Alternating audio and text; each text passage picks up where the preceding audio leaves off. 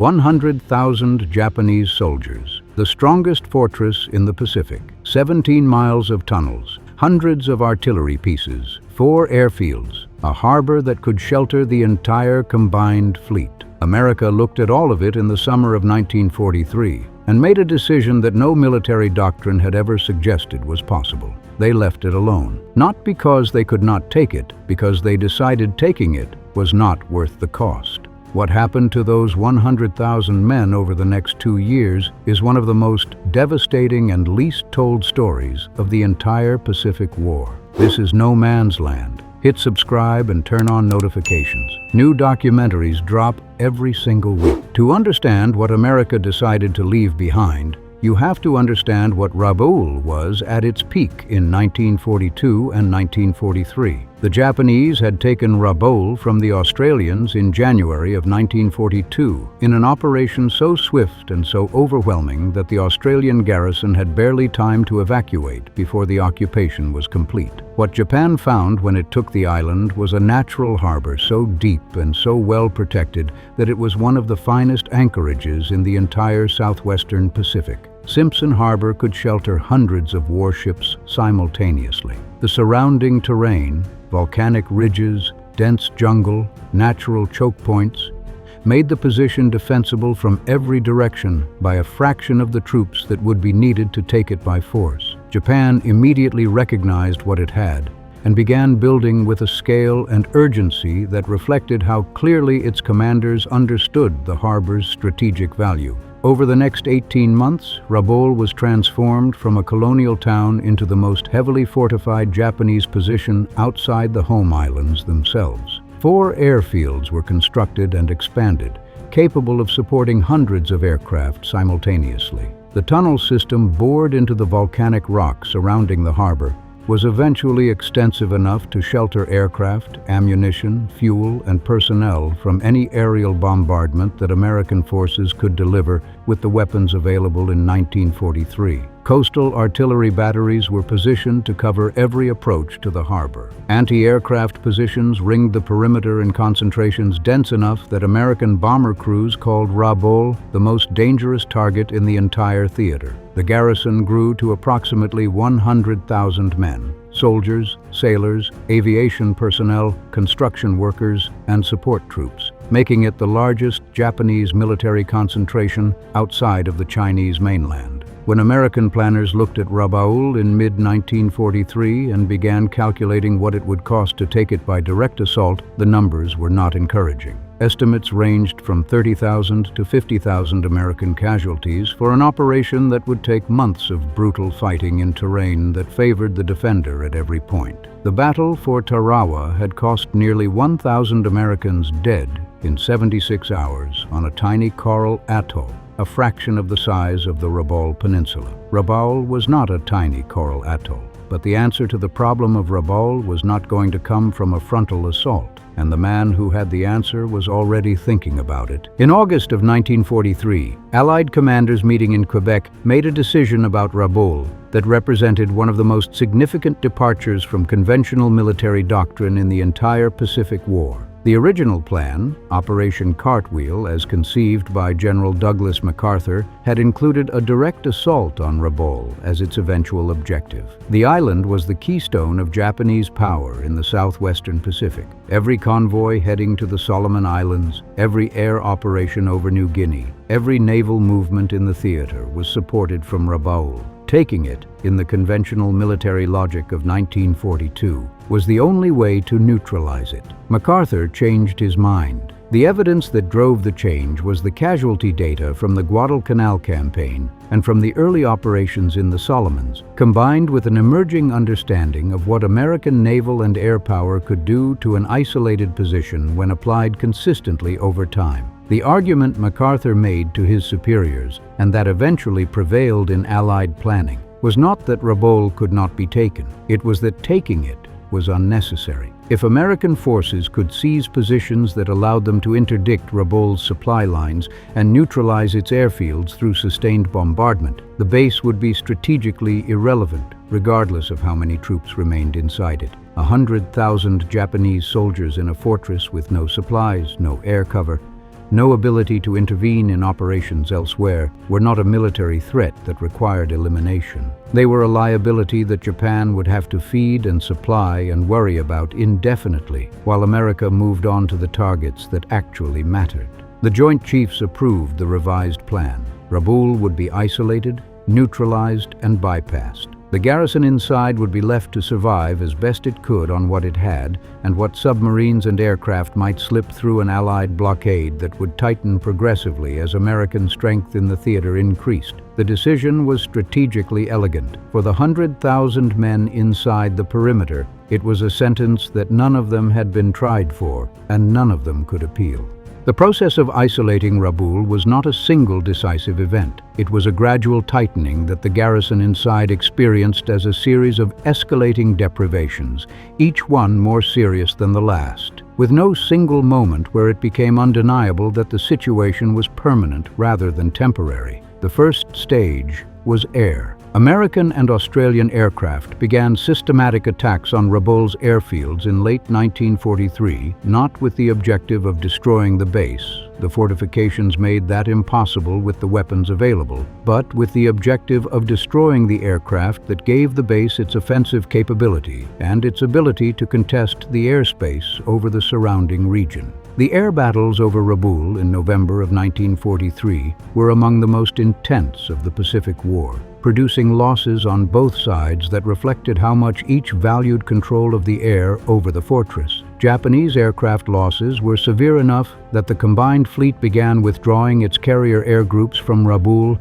to prevent their complete destruction. By February of 1944, Japanese air power over Rabaul had been reduced to the point where the airfields, though physically intact, were no longer operationally viable as a forward base for offensive operations. The second stage was naval. American submarines intensified operations against the shipping routes connecting Rabaul to the Japanese supply system. Destroyers and transport aircraft that attempted to run supplies into the harbor found the approaches increasingly dangerous and the losses increasingly unsustainable against an American anti-submarine and air interdiction effort that grew more capable with each passing month. By mid-1944, the supply reaching Rabaul had been reduced to a fraction of what the garrison needed to maintain full operational capability, and even that fraction came at costs in ships and crews that Japan could not continue paying indefinitely. The third stage was simply geography. As American forces leapfrogged up the New Guinea coast and through the Solomon Islands,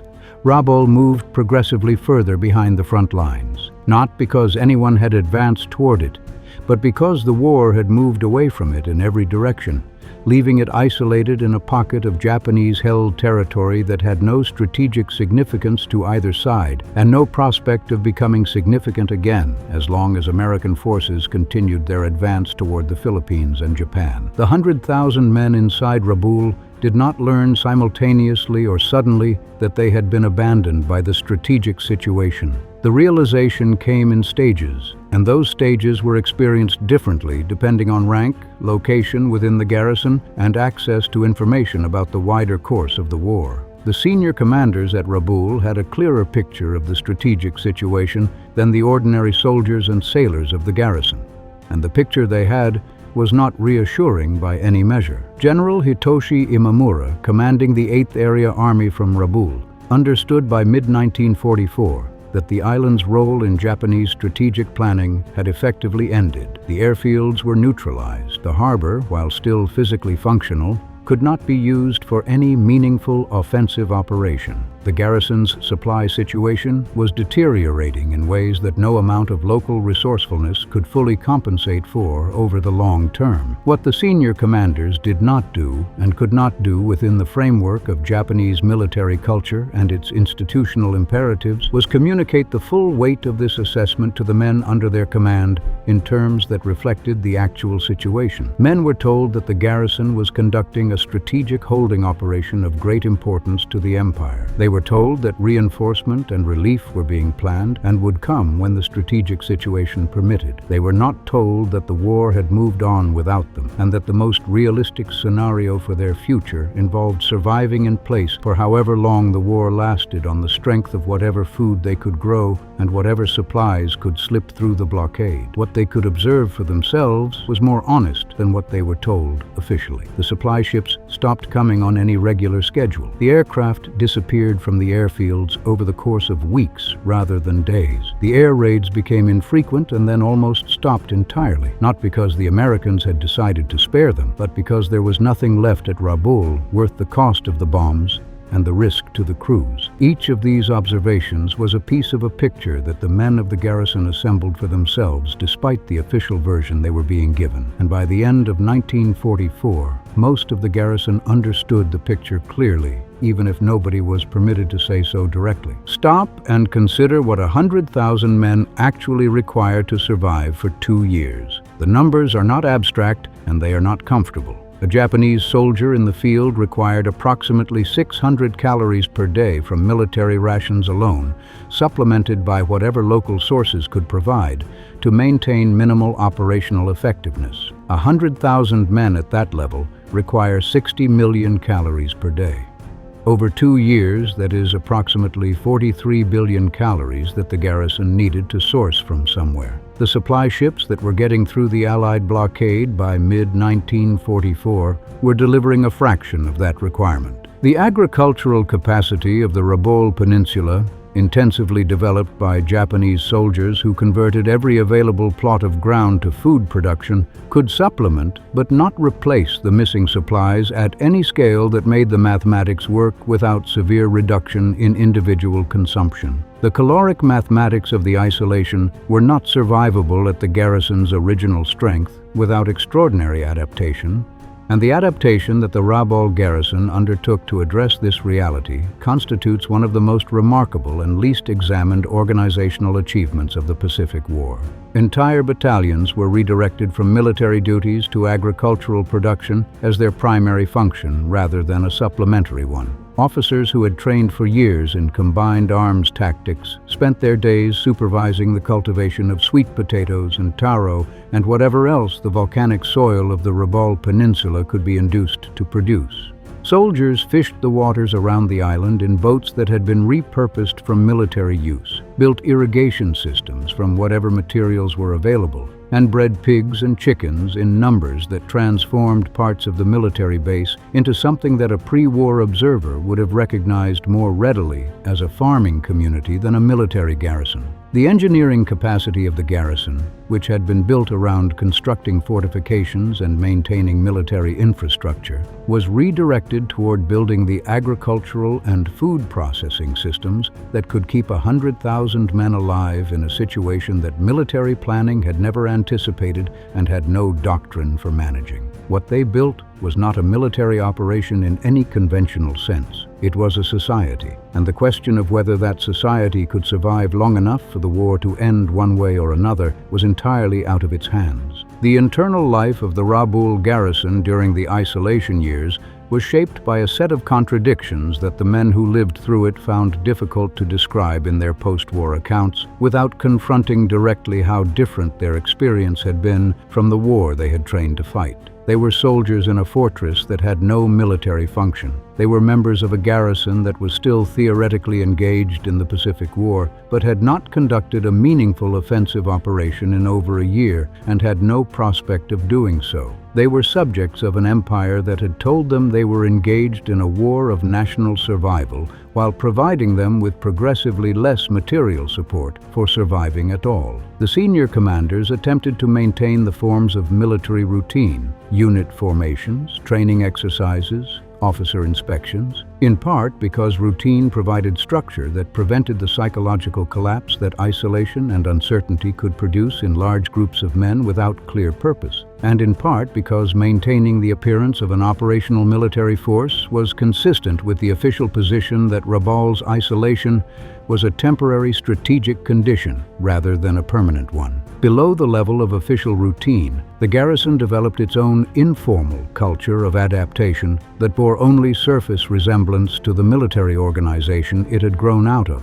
Units that had been organized for combat reorganized themselves around the requirements of agricultural production and communal survival in ways that cut across the formal organizational boundaries of the military hierarchy. Relationships between officers and enlisted men evolved under the pressure of shared circumstances in ways that would have been impossible in a functioning military hierarchy operating according to doctrine and tradition. Men who had been strangers from different branches of the service, Army infantry, naval aviation personnel, construction troops, medical staff, found themselves working side by side on the same farming plots and fishing boats and building projects, developing the kind of practical interdependence that the circumstances of their isolation had made necessary and that no official order had created. The garrison also developed an informal intelligence picture based on what could be observed and inferred from the pattern of American air activity overhead, the content of radio transmissions that could be intercepted,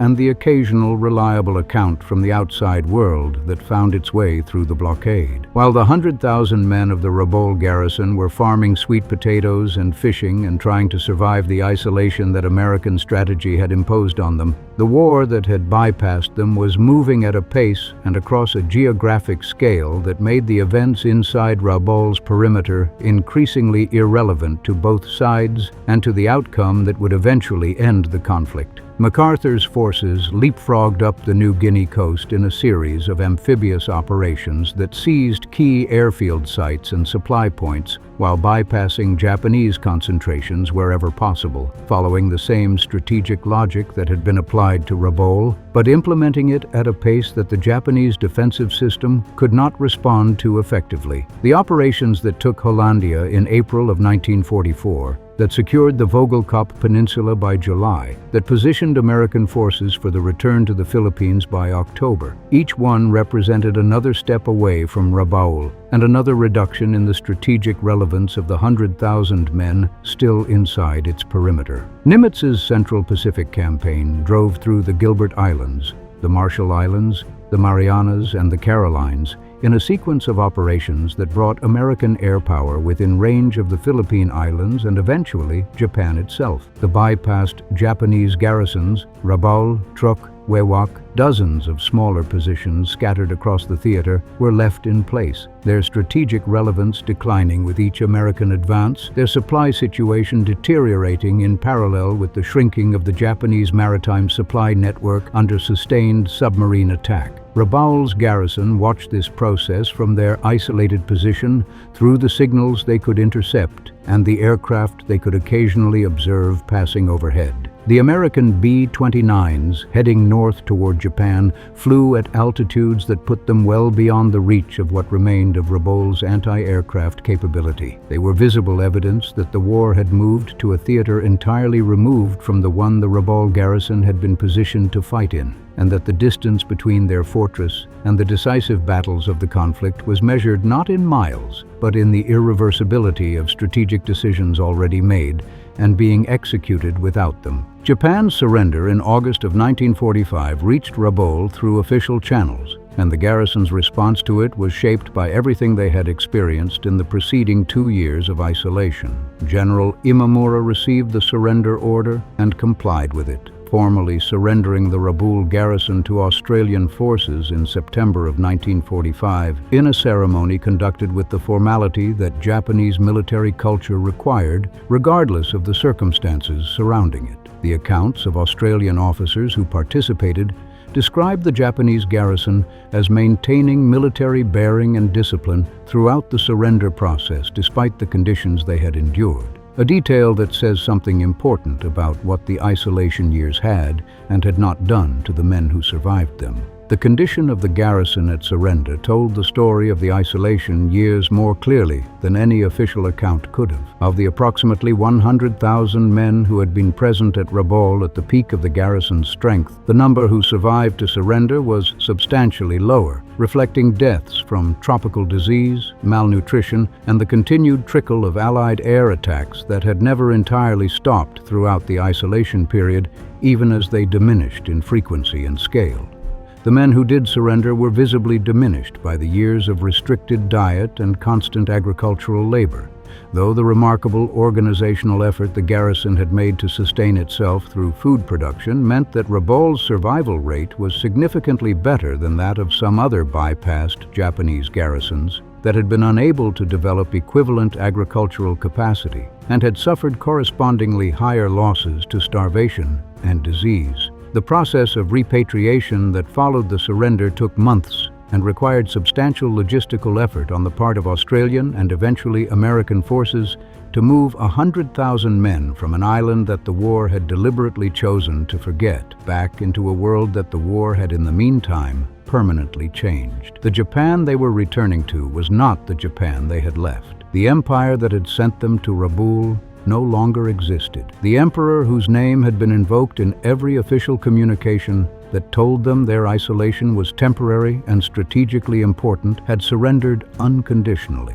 The 100,000 men who had waited at Rabaul went home to a country that was itself beginning the process of understanding what had happened to it, and that understanding was going to take longer than the journey home. The story of Rabaul's isolated garrison is not simply a footnote to the larger Pacific War narrative, or a curiosity about what happens to men left behind by a strategic decision they had no part in making. It is a case study in one of the most consequential strategic innovations of the 20th century, and in the human cost that innovation imposed on the men who found themselves on the wrong side of it, without understanding why or being told the truth about their situation. MacArthur's decision to bypass Rabaul rather than assault it represented a fundamental shift in how military planners thought about the relationship between fortified positions and strategic outcomes. The traditional doctrine that a strong enemy position on your flank or in your rear had to be neutralized by direct assault before you could safely advance past it